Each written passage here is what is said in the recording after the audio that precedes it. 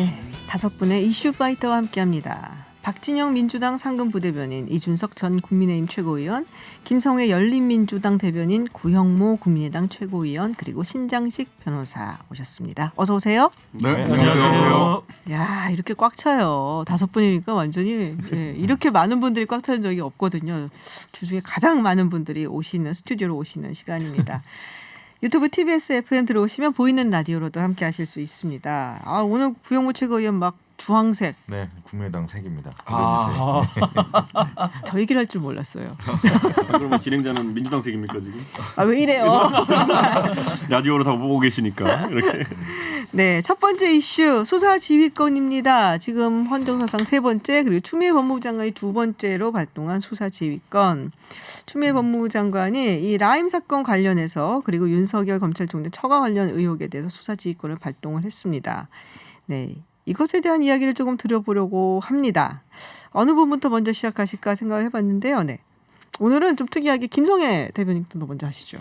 일단 좀 수사 지휘권 발동은 문민 통제라는 차원에서 받아들여야 된다고 생각을 합니다. 검사들이 법무부 장관하고 별들이 국방부 장관 하던 시절에는 그 조직 논리가 철저하게 관철이 됐거든요. 그래서 수사 지휘권이라는 게 필요가 없는 게 검사 선배인 법무부 장관이 검찰총장이나 후배 검사들 불러다가 정강에 까면서 해왔던 거 아닙니까? 그것이 이제 정상적인 체계로 돌아가서 공개적으로 명령하는 건데 검찰 조직의 특성상 공개적으로 누군가의 말을 듣는 것을 특히나 외부 사람의 말을 듣는 것을 너무 싫어하는 것 같아요. 그래서 법무부 장관으로 검사가 아닌 사람이 오면 어떻게 해서든 밀어내려고 하는 움직임 특히 문재인 정부에서 많이 보였는데 저는 그런 측면에서 좀 이해를 해야 된다고 보고 수사 지휘권은 그냥 편하게 법무부 장관이 필요할 때 쓰고 검찰총장이 그렇군요라고 받아들이는 문화가 좀 받아들여져야 될 때가 되지 않았나 그렇게 생각을 합니다. 네, 구형모 최고위원. 네,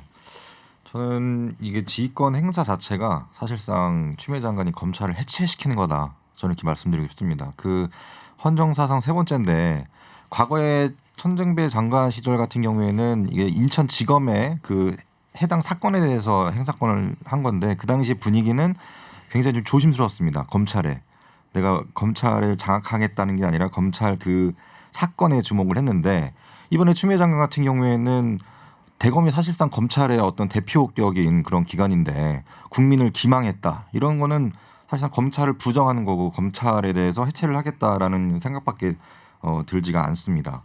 그러니까 보면은 그 추미애 장관 페이스북 보면 거기에 어떤 지휘 그다음에 뭐 이런 여러 가지 그 조직을 갖다가 장악해야 된다는 그런 게 명시가 돼 있는데 결국에는 그게 책임지겠다는 거거든요. 근데 책임져야 되는데 책임질 사람이 오히려 검찰을 해체를 하겠다? 저는 그렇게 좀 바라보고 있습니다. 박진영 대변인.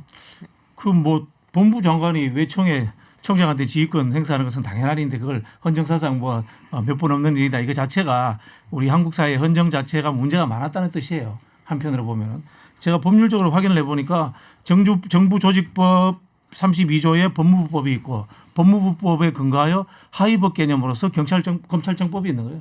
실제로 보면은 아주 하위 조직인 거예요. 그런데 한국 사회의 이 특수성에 의해 가지고 검찰이 우리는 이제 성역처럼 이렇게 생각을 하다 보니까 늘 검찰을 이렇게 뭐 인사 문제라든가 위에서 이렇게 건드리고 이런 것 자체가 대단한 것처럼 우리가 착각하고 있었던 거예요. 한편으로 보면 또 김성애 대변인 말씀처럼 검찰이 이제까지 지금처럼 이렇게 센 적이 있었어요? 과거의 검찰 한번 보세요. 우병우 약관의 이 민정수석한테 질질질 끌려다니는 게 검찰이에요. 옛날에 우리 검찰 보고 뭐라고 했어요? 권력의 신여다 이런 이야기 했단 말이에요. 그런데 아무도 그런 이야기를 안 해요. 법무부 장관한테 덤벼들어요. 그리고 정권 1, 2년 차에 청와대를 수사하겠다고 해요. 얼마나 지금 센 검찰이고 정치적으로부터 독립된 검찰입니까? 이런 검찰인데 지금 하는 행태가 보니까 자기들의 조직 보호와 검찰 개혁을 위해서는 지금 이중 플레이를 하고 있는 거예요. 제가 단적인 예를 들어볼게요. 강기정 수석이 돈을 받았다고 할 때는 바로 청와대 가서 CCTV 내놓으라고 해요. 그렇죠? 근데 야당 정치인이 연루됐다고 했을 때는 그 중간 단계는 생략이 되고 부패국장은 반부패국장은 생략이 되고 정보 보고를 받고 난 뒤에도 어떤 행동이 없어요. 이런 상황에서 법무부 장관이 봤을 때는 이건 당연히 지휘를 해서 통제를 해야 되겠다. 그런 생각을 하고 당연히 명령을 내리는 겁니다. 네. 행안부 장관이 경찰청장한테 명령 내리는 건 당연하고 왜 법무부 장관은 검찰총장한테 지휘권 내리면 안 됩니까? 네, 신장수 변호사님 어떻게 생각하세요? 우선 그 오늘 뭐 보수 언론이나 이런 데 보니까 이게 무슨 뭐 직권남용의 여지가 있다 내지는 뭐 법조계가 우려한다 얘기하는데 말도 안 되는 얘기예요. 일단 단언컨대. 왜냐하면 이미 검언유착에서 수사지휘권 발동했을 때 검찰총장 그 윤석열 총장을 비롯해서 검찰에서 엄청나게 일주일간 이걸 어떻게 받아들여야 되나 법적으로 하자 했나 검토를 했는데 일주일 뒤에 뭐라고 얘기를 했냐면 이거는 형성권이다. 그래서 명령이 입에서 떨어지는 순간 그냥 법적 효력이 있다. 이랬던 거거든요. 그러니까 법률상 아무런 하자가 없어요. 법이 보장하고 있는 법무부 장관의 수사 지휘권을 행사를 한 거라서 이게 무슨 막 법률상의 하자가 있을 것처럼 이야기하는 것은 일단 사실이 아니다. 이거는. 그러니까 그쪽에서 1시간 만에 수용한다라고 그 윤석열 총장이 얘기를 했잖아요. 근데 수용이란 말도 사실은 적절치 않죠. 이미 수사지휘권이 발동됐습니다. 명령은 이미 법적 효력을 가졌습니다. 이렇게 얘기를 하는 게 맞다라는 생각이 들고요. 그다음에 수사지휘권을 행사할 수밖에 없었던 이유 중에 하나가 뭐 여러 가지 이유가 있겠습니다만 라임 사태만 놓고 보면 그 송사면 당시 남부지검장이 야당과 관련된 이 수사를 그 대검의 강력 반부패 강력부장인 심재철 부장을 패싱하고 윤석열 총장에게 직접 보고했다는 거잖아요. 근데 이게 뭐 관례상 그럴 수 있다라고 얘기를 하는데 관례상 그러면 안 되고요. 그 검찰 보고 사무규칙에 보면 제2조 보고 절차에 보면 반드시 대검을 거쳐서 보고하게 돼 있어요. 법무부 장관에도 보고하게 돼 있고. 그럼 왜 패싱했냐? 법무부 장관 모르게 일을 하려고 했던 거거든요. 네. 당연히 수사지휘권 발동할 수밖에 없죠. 그런 상황. 네, 이준석 최고위원. 저는 우선 수사지휘권이라는 아주 이제 아까 구영모 최고위원이 얘기했던 것처럼 드물게 발동되는 이 권한이 추미애 장관에게 2번 발동될 때 그 트리거 그러니까 그 발동을 거는 계기가 무엇인지를 좀 살펴보게 되는데 처음에 검언유착 관련해 가지고 얘기할 때도 결국엔 그때 제보자 X라는 사람의 진술 그리고 이철 씨의 어쨌든 편지 이런 것들이 발동 계기가 됐거든요. 근데 이번에도 보면은 감옥에 있는 어쨌든 금융 사기를 벌이고 수천억의 손실을 끼친 거로 예상되는 사람의 어쨌든 편지와 증언에서 이제 시작된 것인데 저는 이분들이 이제 나오면서 사실 검찰 개혁이라는 단어를 이제 계속 입에 달고 나오거든요. 사실 굉장히 모순적이죠. 어떻게 부도덕하게 이제 기업을 운영하고 펀드를 운영하고 이런 혐의로 감옥에 들어가 있는 분들이 어쨌든 여권의 어쨌든 주목을 받는 수단으로서 검찰 개혁 네 글자가 사용되고 있다는 것도 굉장히 비극적이고 저는 지금 시점에서 그 추미애 장관이 지금 윤석열 총장의 어쨌든 과오를 이제 빌미 삼아 가지고 사실상 수사지휘권을 발동하는 모양새가 계속되고 있는데. 저는 첫 번째 검언유착 때도 한동훈 검사장의 비리가 뭐였는지를 아직까지 밝혀내지 못하고 있지만은 지금도 마찬가지입니다.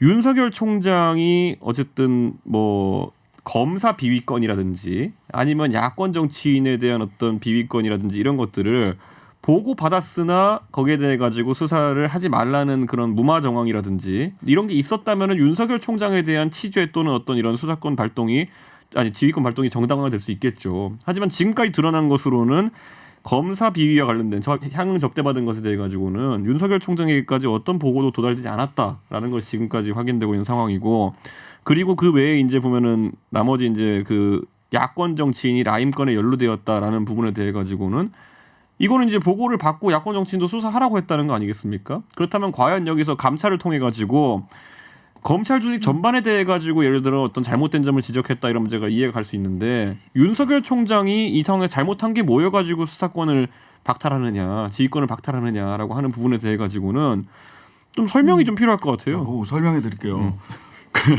왜 야권 뭐 열심히 수사 그 야권 정치인에 대해서 수사해라 보고 받았다. 근데 아까도 말씀드렸다시피 검찰 그 보고 규칙에 보면 법무부 장관과 상급자 즉 여기서 법무부 장관은 추미애 장관 그다음에 상급청 담당자는 심재철 당시 반부패 강력부장이에요. 두 사람 빼놓고 윤석열 총장한테만 보고했어요. 도대체 왜 이렇게 법무부 장관과 심재철 부장을 빼놓고 보고했느냐. 그 제가 제 입으로 말해야 돼요. 다들 알고 있잖아요. 그러니까 그게 하나가 있고 두 번째는 검사 접대 부분은 지금 뭐 여기저기서 나온 걸 보면 당시 검사 접대 부분은 저는 그 실제로 윤 총장에게 보고가 안 됐을 수 있어요. 보고가 누락됐을 수 있어요. 왜냐하면 그 당시 접대를 받았던 사람이 그 라임 사건 수사의 담당 책임자였거든요. 지금 이름을 여기서 밝힐 수는 없지만 아직 수사 중이라서 다 좁혀져 있어요. MBC 보도를 통해서도 누군지 대충 드러나 있거든요. 그러니까 자기가 술 얻어먹고 그 얘기를 지검장이나 총장에게 그렇게 얘기하기는 어려웠을 겁니다. 그러니까 지금 김성환 이제 작가 하나만 왜 지금 하나만 안 여기서 하죠? 제가 한번 반박 예. 한번 담아. 그 말은 이제 신장식 변호사 인정하기로는 검사 비위권에 대해 가지고는 보고를 받은 일이 없으니까 책임질 일 자체가 없고. 누락됐다는 거죠. 그러니까 그 누락됐을 수 누락을 있어요. 윤석열 총장이 예. 지시한 건 아니잖아요. 아니 뭐 그랬을 수 있다라는 얘기입니다. 어떻게 그 누락을 지시합니까? 네, 김경애 대변인. 예, 일단 헌정사상 얘기가 자꾸 나오니까 하나 짚고 넘어가야 되겠는데 세 번째가 아니고요. 네 번째인데 1949년에 이승만 정권 시절에 이인 법무부 장관이 수사지휘권을 권승열 검찰총장에게 발동을 했는데 당시 상공부 장관을 기소하지 말라라고 해서 발동했던 게 1회고 네네. 그다음에 이렇게 순서가 넘어가는 거라서 헌정사상 자꾸 나와서 이게 대단한 무슨 정치적 행위인 것처럼 보이지만 그 49년에도 있었던 행위고 그냥 법무부 장관이 필요하면 하는 일로 우리가 이렇게 좀 이해하고 넘어가면 되는데 아니 어떻게 감히 검찰총장을 수사를 하나 어떻게 감히 검찰총장에게 수사 지휘권을 발동하나 그래서 불구속 수사하세요라고 말한 걸 가지고 옷을 벗으면서 기계를 떨친 게 지금 검찰의 모습이거든요. 이거는 정상적인 민주국가에선 있을 수 없는 일이에요. 근데 못하게 이제 해야죠. 그런 지적이 있는 거잖아요. 이 수사 지휘권을 법무부 장관이 자꾸 발동을 해서 수사를 직접적으로 지휘를 하게 되면 법무부 장관은 아무래도 정치적으로 임명을 받은 사람이다 보니까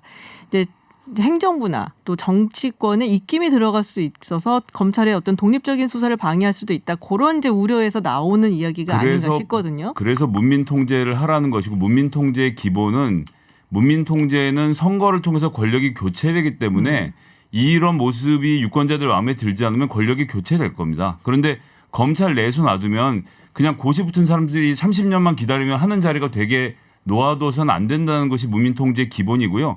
유권자들이 보고 판단할 수 있도록 그 길을 열어주는 거죠.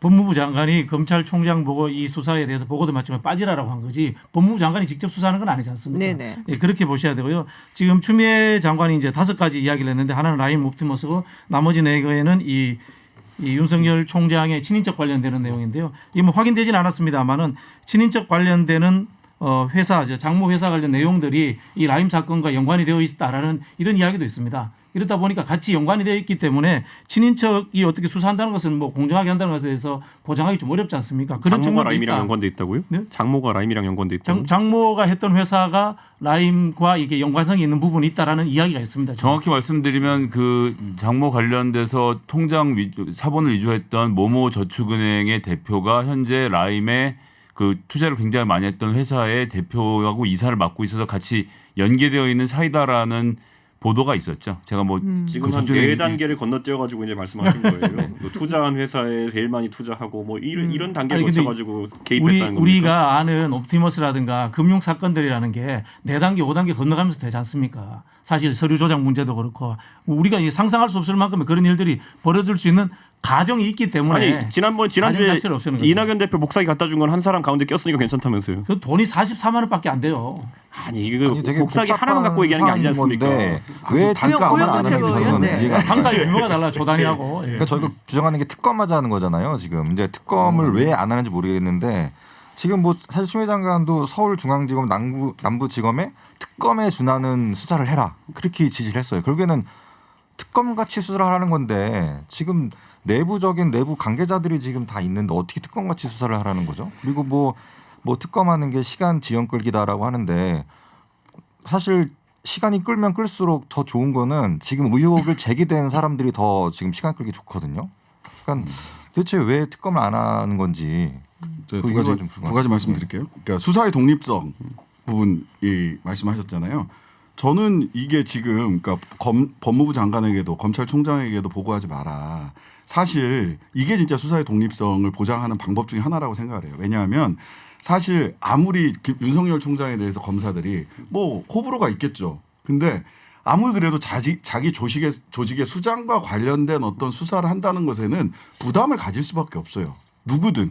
검찰이면 더 그래요. 검사 동일체 원칙이 이렇게 일관되게 이렇게 지켜져 왔던 지금 뭐 말은 없어졌지만 따라서 수사의 독립성은 검찰총장의 법무부 장관으로부터의 독립성을 이야기하는 것이 아니라 현장 수사팀의 독립성, 어떻게 독립적으로 수사를 할 거냐라고 하는 문제이고 이 부분에서 법무부 장관과 검찰총장 모두로부터 독립해서 수사해라라고 하는 거죠.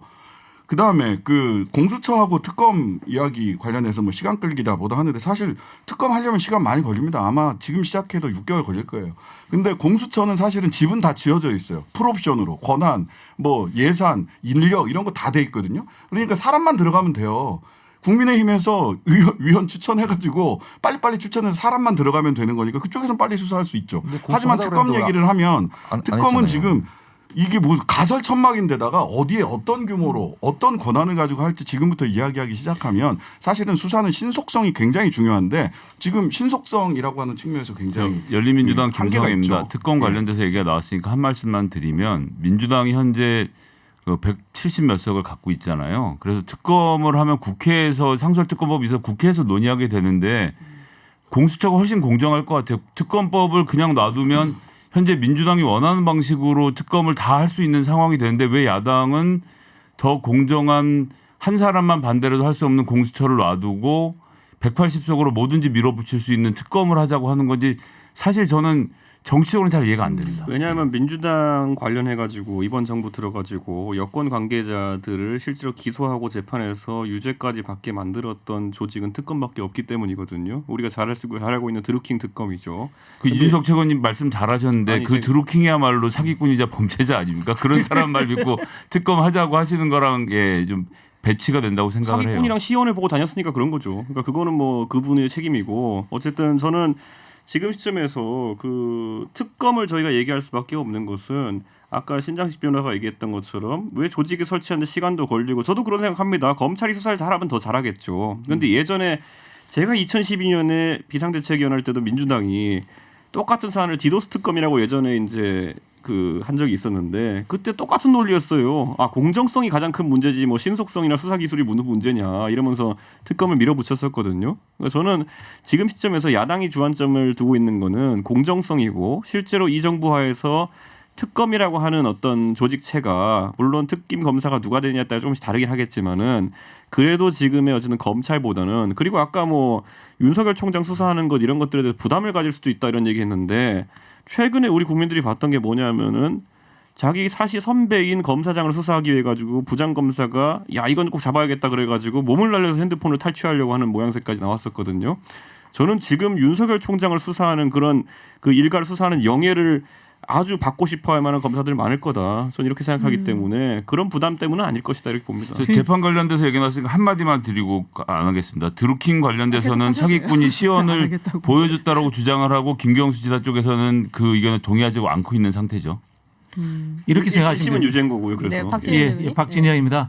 지금 특검하면 신장식 변호사 말씀하신 것처럼 6개월이 걸립니다. 그리고 기존의 검찰 수사에서 했던 내용들이 대부분 다 부정적 인식하에서 출발해야 됩니다. 이게 굉장히 늦어질 수밖에 없는 겁니다. 공수처는 바로 가능합니다. 그렇기 때문에 사실 공수처라는 게 상설 특검이잖아요. 그러니까 공수처를 하자는 거고요. 또 한편으로 보면은 윤석열 총장만 빠지면은 이게 굉장히 공정한 것처럼 보입니다. 왜? 지금 금방 이준석 최고 말씀하신 것처럼 기수 파괴돼서 몸싸움할 만큼 지금 검찰 내부가 갈려져 있습니다.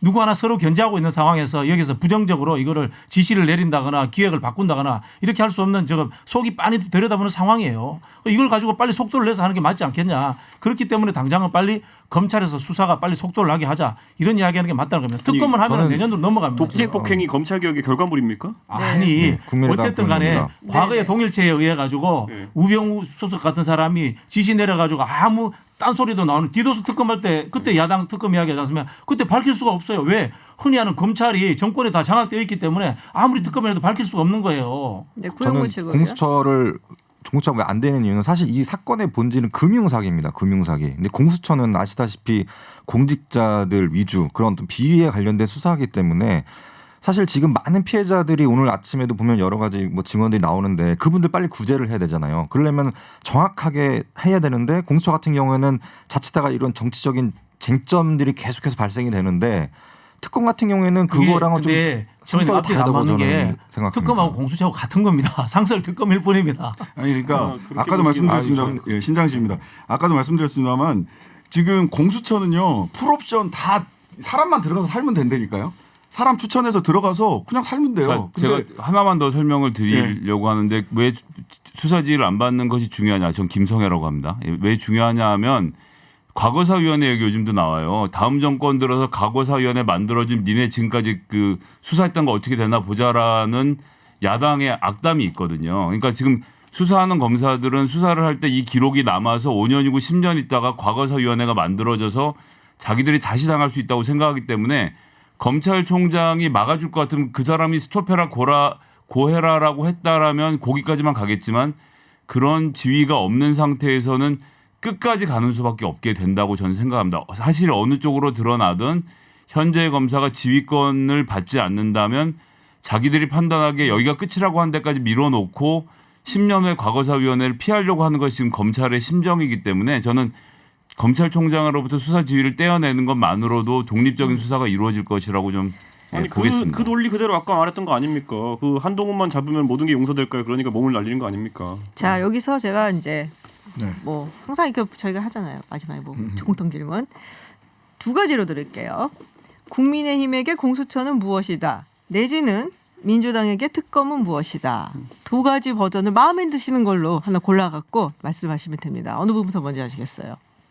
네, 저희 당에 있어서 공수처라고 하는 것은 거의 옥상옥이다 이런 느낌입니다. 옥상옥. 네, 그러니까 결국에는 지금 이 문재인 정부에서 검찰도 이제 독립성을 사실상 저희는 상실했다 보고 있는 것이고 그런데 이 검찰의 독립성이 상실된 상태에서 그것도 모자라 가지고 이제 다른 어떤 수사기관을 설립해 가지고 그걸 통해 가지고 이제 사실상 뭐 굉장히 이제 뭐 준사법기관들을 장악하는 그런 상황 속에서는 결국 그 야권 탄압이 있을 것이다 저는 이렇게 보는 네. 시각도 있는 것이고요. 저희는 나중에 이제 공수처와 검찰 그리고 경찰이 서로가 서로를 견제한다고는 하지만은 엄청나게 서로를 싸우고 이제 이렇게 하는 모양새도 나올 텐데 사회 혼란이 커질 거다 이렇게 보고 있습니다. 저는. 네, 옥상옥이다. 네, 어떤 분 그러면은 뭐 다른 분 다음. 네, 제가 박진우 하겠습니다. 대표님. 네. 국민의힘에게 공수처는 싫은 것이다.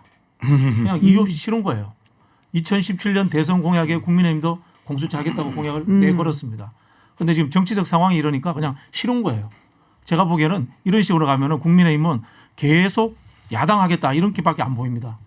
이 추천권 문제라든가 이런 것들이 이 국회 다수당이 바뀌고 정권이 바뀌면은 다시 바뀔 수 있는 거거든요. 아예 하기 싫은 겁니다, 그냥.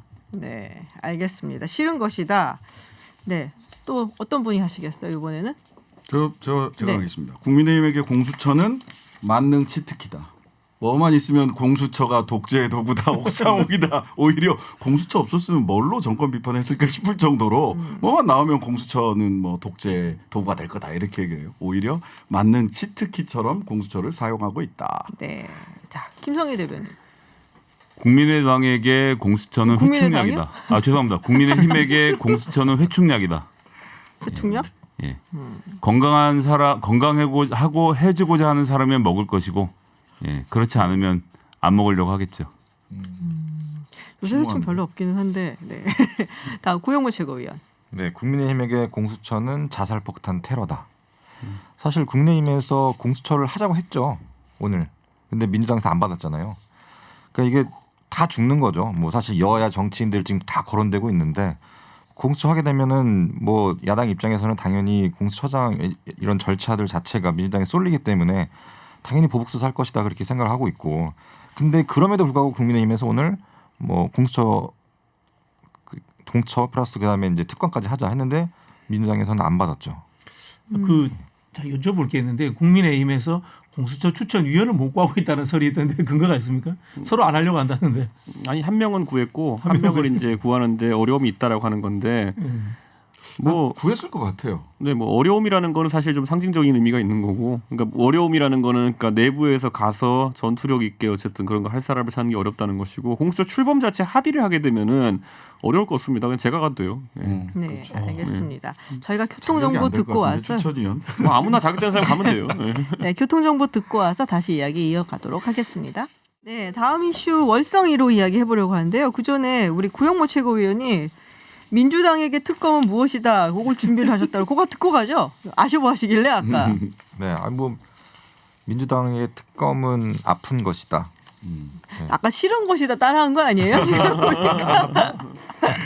아프진 약간- 않아요. 솔직히 말해서 관심이 없을 뿐이지 아프진 않아요. 관심 없대요. 아프진 좀 않대요. 맞아보실래요? 그거 이름으로 왜 이렇게 아니 저희는 그 박근혜 정부 때 사실 저희도 그 당시 여당이었지만은 특검을 하자는 주장에 대해 가지고 뭐 그때 국민적 여론도 강했지만은 결국에는 야당 측 주장을 많이 수용했던 거 아닙니까? 박영수 특검이 출범한 데는 그리고 범위 설정한 데 있어가지고 그러니까 저는 이거는 의석수와 관계없이 여당이 만약 특검을 하게 된다면은 특임검사의 선정부터 범위에 대해 가지고 굉장히 협조적으로 나왔으면 좋겠습니다. 네. 자, 이슈 넘어가도록 하죠. 월성 1호 이슈입니다.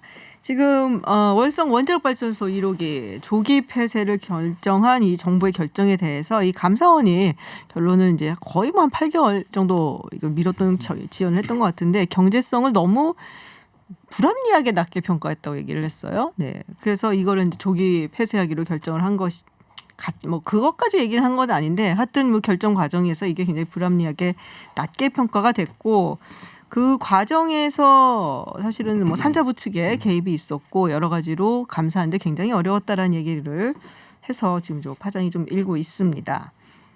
자, 언론에서 이 최재형 감사원장 그리고 윤석열 검찰총장 이제 또 금태섭 위원까지 얘기를 같이 해서 상당히 조금 뭐랄까요 좀 굉장히 힘든 세월을 보내고 있는 분들로 평가를 하고 있는데 어떻게 생각들을 하시는지 이번엔 구형모 최고위원부터 한번 시작을 해보도록 하죠. 지금 우리 정부를 보면 정부를 견제할 수 있는 기관 감사원이라든지 그다음에 검찰이라든지 이런 데서 뭔가 정부에 반하는 것들을 이야기를 하면은 바로 그 사람들인 뭐 범법자 취급을 합니다. 예. 지금 같은 경우에도 감사원에서 이 사람이 소신을 가지고 객관적인 데이터를 가지고 이거에 대한 조작이 있다라고 얘기를 하니까 바로 지금 또 이렇게 공격을 하지 않습니까? 그러니까 통상 이게 우리가 말하는 늘공 분들이 항상 어쩌다 공무원들의 눈치를 보는 게 인사권을 갖고 있고 승리를 하고 있기 때문에 대부분 다 이렇게 수용하는데 이렇게 가끔 가다가 공공의 얘기를 해서 성곡같이 나오시는 분들이 계십니다. 저는 그런 감사원에서 이번에 그 결과도 그렇고 윤석열 총장도 마찬가지고 그런 거라고 생각을 합니다. 그렇기 때문에 이분에 대해서는 민주당에서 더 이상 좀 공격을 안 했으면 좋겠습니다. 심하게 공격했나요? 잘 아니, 모르겠는데. 그죠? 당 차원에서는 아는데 이제 또 지지자들의 그런 게 있다고 사실 금태섭 의원도 탈당을 하면서 그런 이야기가 있었죠. 네. 저는 이번에 그 감사원 관련해 가지고 어쨌든 이번에 밝혀낸 것은 결국 그 탈원전 관련해 가지고 에너지 정책이 무리하게 추진되었다 이런 부분인데 왜냐하면은 경제성 평가라는 것은 물론 원전을 닫기로 하는 결정에 일부 영향을 끼친 요소였을 겁니다. 나머지 안정성이라든지 이런 것들도 고려해 가지고 판단을 내렸을 건 인정되나 그럼에도 불구하고 경제성을 과도하게 낮게 책정하기 위해 가지고 원전 가동률이라는 게 이제 그런 거 아닙니까? 식당의 테이블 회전이 잘 될 때랑 안 될 때 그걸 놓고 이제 식당 매출 구조나 이런 걸 보면 완전 다르거든요. 그런데 지금 시점에서 80% 정도의 원전 가동률을 예상했을 때 엄청난 흑자가 나고 70%, 60% 낮춰가니까 이제 흑자가 줄어들고 그래서 경제성을 낮춰갔던 거 아니겠습니까? 저는 이런 것들은 굉장히 인위적인 어떤 그런 의지가 개입됐다 이렇게 보는 것이고 저는 이로 인해 가지고 단순히 아까 말했듯이 뭐 그 하나 때문에 평가를 하진 않았겠지만은 탈원전을 하겠다는 어떤 정책적 목표에 가까이 가기 위해서 이런 압력이 있었던 것이 아니냐 이렇게 보고 싶고 특히 이제 얘기 나온 것처럼 배궁규 산업부 장관 같은 경우에는 결국 문재인 대통령이 어쨌든 이런 원전 그 폐쇄에 관련된 입장을 듣고 이제 했다는 의혹이 있기 때문에 전 대통령께서 만약에 통치행위로서 이런 평가에 영향을 주는 사실이 있다고 한다면은 이 사안으로 인해서 피해 본 사람들이 있습니다. 예를 들어 그 월성 원전 1호기 같은 경우에는 처음에 이제 평가를 했을 때 4조 원 정도의 편익이 예상되기 때문에 7천억을 들여가지고 고쳐 쓴 겁니다.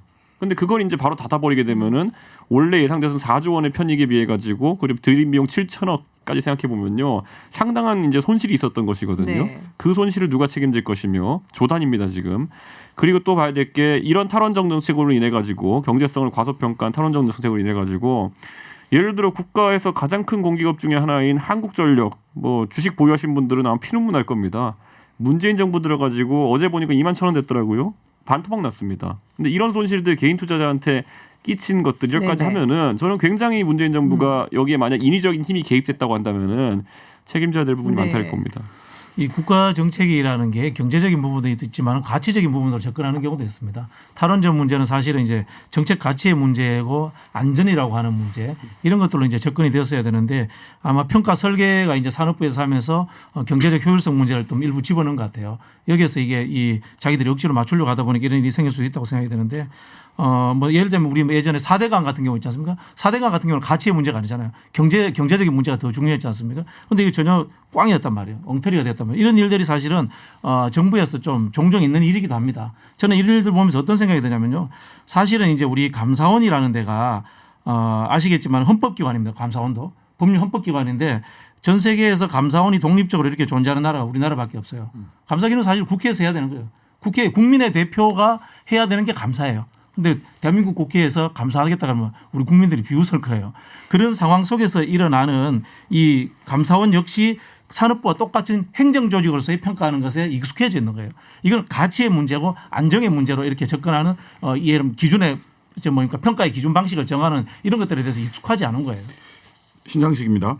경제성 평가를 했는데 이게 내용을 이렇게 보니까 사실 사회적 비용과 관련된 부분들은 경제성 평가 영역에서 빠져 있어요. 이거 사실은 경제성 평가라기보다는 사실 재무성 평가?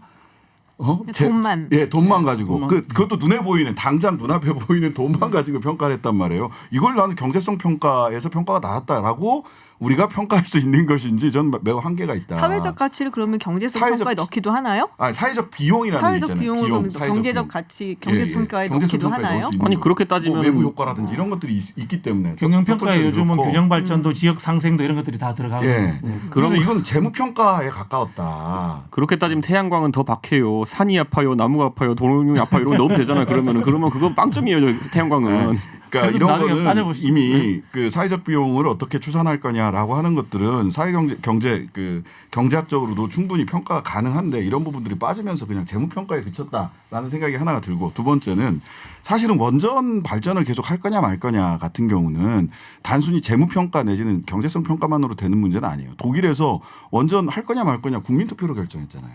그러니까 국민들이 이게 말하자면 이거는 국민들이 민주적 과정을 거쳐서 결정해야 될 것을 테크노크라트들 관료들의 수학적 계산으로 자꾸만 돌리려고 하는 이 비결정 이론, 난 디시전 메이킹 티어리 뭐 이런 식의 그러니까 민주적 결정 과정이 필요한 것을 관료적인 계산에 맡겨버리는 방식으로 해야 될 문제가 저는 아니라고 봅니다. 원전 같은 경우는 이런 거는 민주적 의사결정 과정이 더 중요한 거고 저는 그래서 국회가 아까도 잠깐 말씀드렸습니다만 말씀하셨는데 국회가 이거를 감사원 보고 감사해라라고 얘기했다는 것 자체가 굉장히 좀 부끄러운 결정이었다라는 생각을 해요. 국회가 자기들이 했어야 될 문제죠. 그렇죠. 아니 근데 민주당은 제가 궁금한 게 민주당은 탈원전을 하자는 이유가 결국엔 안전성 때문이다, 안정성 때문이다 이런 얘기를 하는데 사실 그럼 민주당은 최근에 이제 어차피 원자로로 전기를 만들면은 원전인 것이고 원자로로 프로펠러 돌리면 원자력 잠수함이거든요. 원자력 잠수함 연료는 왜 미국 가서 구하러 간 거예요? 왜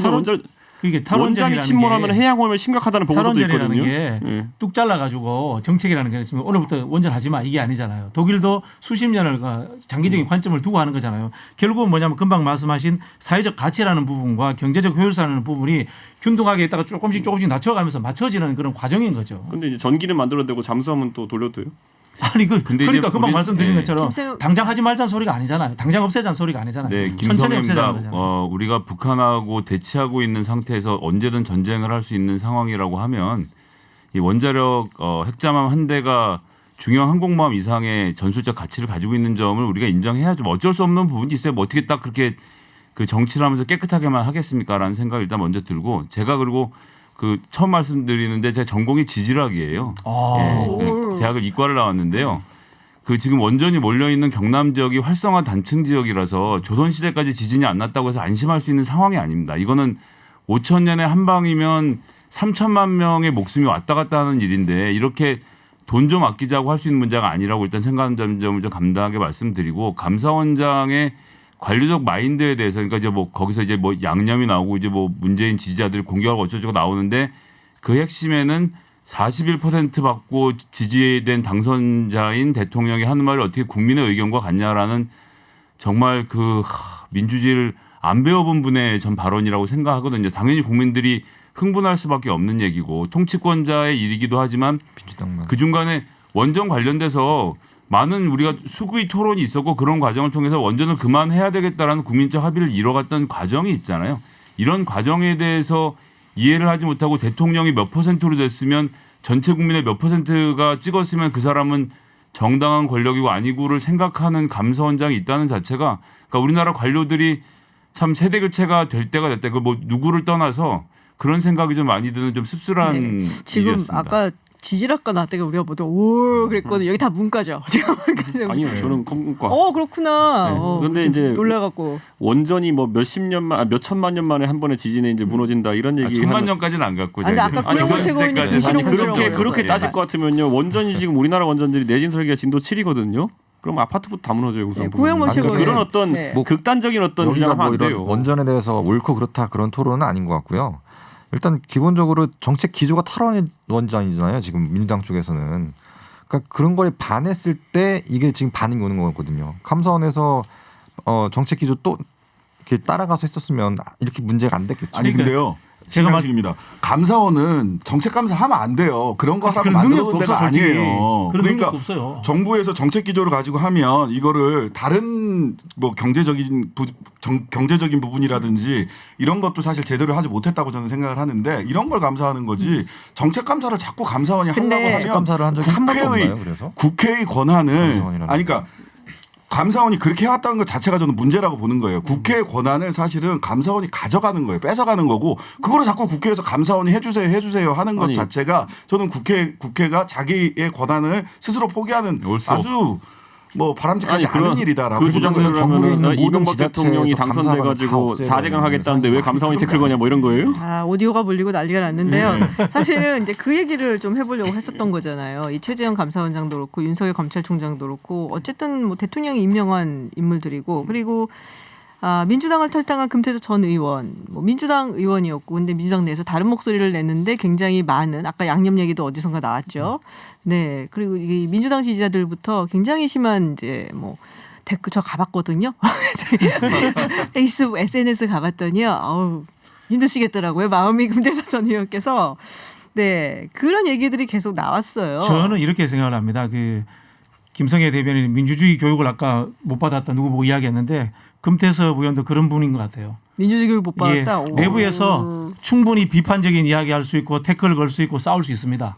그러나 당론으로 정해진 것에 대해서 투표 행위에 대해서 자기가 따르지 않는 것은 민주주의 교육을 못 받은 겁니다. 무섭다. 민주주의 교육 못 받았다는데요. 어떻게 그리고 또 생각하시나요? 한편으로 보면은 또 이런 일이 있다고 해서 나가서 이렇게 하겠다는 것 자체도 참 안 됐다 이런 생각이 드는 금태섭 게 전 의원 인터뷰를 좀 준비를 해봐야 될 것 인터뷰 같아요. 한번 들어보세요. 박용진 의원 인터뷰 들어보면은 그럼에도 불구하고 내부에서 나는 끊임없이 투쟁을 하면서 다른 사람을 설득하고 다수파로 만들어서 그런 과정을 가겠다라고 이야기를 하신단 말이에요. 이게 민주주의예요. 예, 저 신장식입니다. 이 뭐 시간이 얼마 안 남았으니까 금태섭의 민주당 탈당은 저는 안타깝지만 일장춘몽이 될 가능성이 크다라는 생각이 들어요. 왜냐하면 지금 금태섭 의원이 딱 나가 보니까 나가자마자 탈당하겠다고 하자마자 국민의힘, 국민의당 쪽에서 계속 그 못 먹는 감 찔러나보듯이 계속 찌르고 있어요. 만나자. 그러니까 이쪽에서 비난하는 거나 만나자고 하는 거나 사실 장제원 의원이 다 똑같은 멘탈이다라고 얘기를 하는데 저는 그 얘기에 동의가 되고요. 다만 김태섭 의원 얘기하는 거 보면 국민의힘은 반성을 더 많이 해야 될 땅이다라고 이야기를 한단 말이죠. 근데 정치는 계속 하겠다고 그래요. 그러면은 이 이야기 속에서는 제3의 어떤 새로운 정치 세력을 만들어야 되는 거예요. 중도적인. 말하자면 민주당도 아니고 국민의힘도 아니고 하는 제3의 중도 정당이나 뭐 합리적이고 뭐 등등등 말이 통하는 이런 걸 만들어야 되는데 사실은 그런 구상이 현재 구도에서 제가 제3정당 오래 하다 보니까 정말 쉽지 않다. 우리 박진영입니다. 박진영입니다. 저희 당 네. 문제니까 제가 한 말씀만 더 드리겠습니다. 정당의 입장에서 국회의원이든 한 사람의 당원이든 밖으로 나간다는 것은 굉장히 가슴 아픈 일입니다. 실제로. 그렇게 받아들여야 되고요. 다만 이렇게 생각하셔야 됩니다. 이 금태섭 의원이 지적한 내용들이 맞을 수 있습니다. 편가르기 한다 뭐 한다 맞을 수 있습니다. 그런데 그런 것조차도 당내 토론을 통해 가지고 그것을 가지고 다수결이 되어 가지고 자기가 관철을 시켜야 되는 거예요. 그게 안 되면 자기는 자신의 의견을 접고 당이 결사체이기 때문에 결사체 의견에 따라야 되는 겁니다. 이재명 지사 예를 들어볼게요. 재난지원금 문제에 대통령까지 언급하면서 맹렬하게 싸웠습니다. 그래서 당론으로 딱 정해지자마자 바로 자기 의견을 접었습니다. 이게 사실은 민주주의인 겁니다. 네. 아니 근데 금태섭 의원이 자기가 그냥 좀 쉬겠다는데 그것도 못 봐주겠어요? 그러니까 아니, 그런 가서 이야기 꼭 한 적이 때려야겠어요 저는. 그러니까 저는 지금 시점에서 그러니까 저는 여기 금태섭 의원 보면서 그 민주당을 떠나는 뒷모습을 보면서 예전에 사실 태극기 부대가 이런 거 되게 좋아했어요. 뭐는 아까 똑같은 논리거든요. 박근혜 대통령은 이견이 있어도 그 안에서 이제 싸우고 해야지 어떻게 탈당을 하냐 이런 거잖아요. 탄핵 이후에 보면은 바른정당 창당할 때 그런 얘기가 나왔던 건데 뭐 그런 거죠. 개인 정치인의 소신이 있을 수 있는 것이고 예를 들어 유승민 의원 같은 경우에는 증세 없는 복지는 허구다라는 생각을 하고 있어요. 본인이 경제학자로서. 근데 거기에 대해서 박근혜 대통령이 증세 없는 복지가 가능하다고 하면 그걸 꼭 따라줘야 됩니까?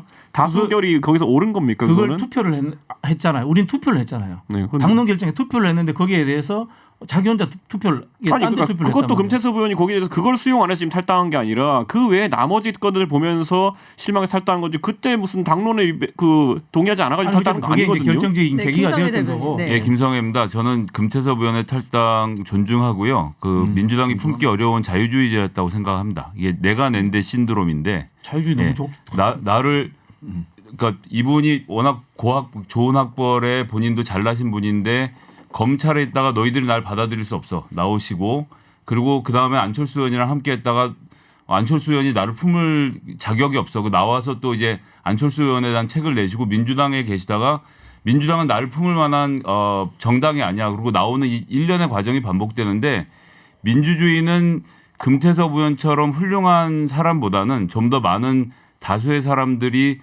좀 부족하지만 치열한 토론을 하고 그 안에서 함께 합의하고 한 발씩 전진하는 것 그런 과정을 금태섭 의원이 받아들이기 좀 어려우셨을 것 같아요. 네, 저는 후영무 존중합니다. 씨는. 네.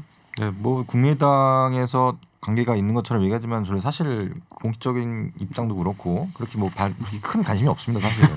예. 권은희 원내대표가 당장 만나겠다 그러셨는데 권은희 의원은 개인적인 뭐 옛날부터 같이 또 당 생활했으니까 뭐 그런 게 사실 있을 개인적으로는 거고요. 악연이시던데 두 분이. 네. 알겠습니다. 네, 오늘 시간이 다 돼서요. 여기서 마치도록 해야 될 것 같습니다. 네, 여느 때와 같이 굉장히 뜨거운 토론이었습니다. 신장식 변호사, 구영모 최고위원, 김성애 대변인, 이준석 전 최고위원 그리고 박진영 부대변인과 함께했습니다. 오늘 고맙습니다. 네, 감사합니다. 감사합니다.